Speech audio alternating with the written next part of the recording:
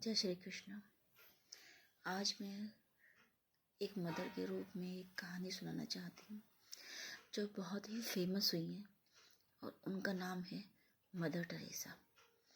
Mother Teresa के बारे में बहुत सारी जानकारियाँ मैं आपको दूंगी जो आपको मालूम नहीं होगा। मदर एक सॉफ्ट कॉर्नर वाली होती है। सॉफ्ट कॉर्नर बहुत ही करीब अपने बच्चों के होते हैं और ये मदर टेरेसा के बारे में मैं बताना चाहूँगी। मदर टेरेसा का पूरा नाम एग्नेस गोनवसहा बोंजा क्विस्यू था।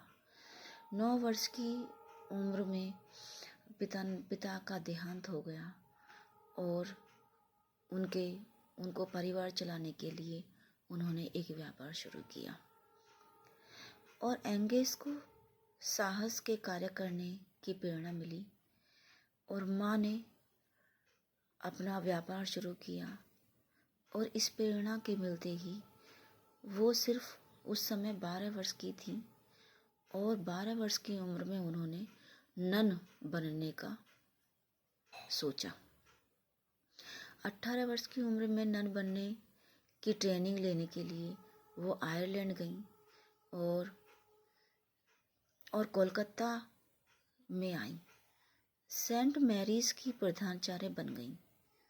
सेंट मैरीज एक स्कूल है जिसकी वो प्रधानाचार्य बन गई और देश का जब बंटवारा हुआ तो जो शरणार्थी थे उनकी समस्या को हल करने के लिए उन्होंने दीन दुखियों की सेवा शुरू कर दी।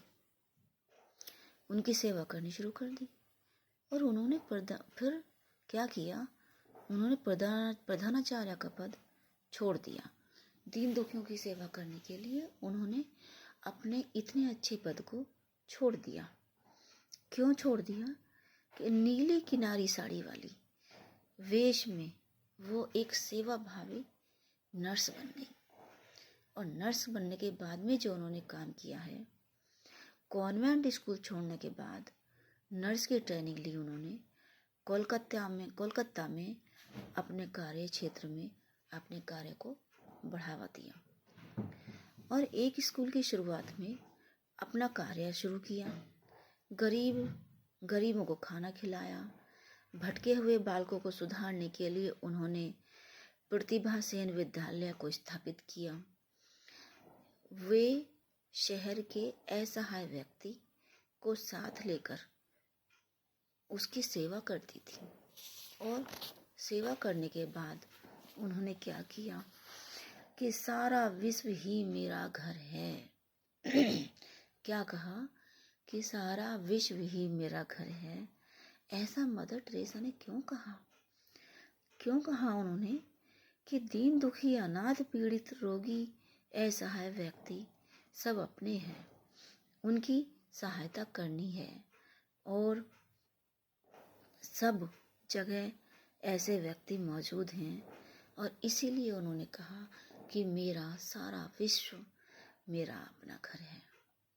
क्या ये बातें आपको अच्छी नहीं लगी? और मदर टेरेसा का दिल इतना साफ, इतना सुंदर, जो इतने साफ दिल और सुंदर होते हैं वो ही अपने देश के लिए काम करते हैं और वो ही ऊंचाइयों को प्राप्त करते हैं। क्या मदर टेरेसा बहुत ही प्रेरणादायक, हमें उनके जीवन से ऐसी सीख लेनी चाहिए कि हमको भी अपने देश के लिए, अपने देश के भावी युवाओं के लिए जो दीन दुखी बेसहारा हैं उनका सहारा देना चाहिए और उनको हमें सेवा करनी चाहिए। यही मेरा उद्देश्य है इस कहानी को बताने का। मैं उन मदर टेरेसा को सत प्रणाम करती हूँ। Thank you.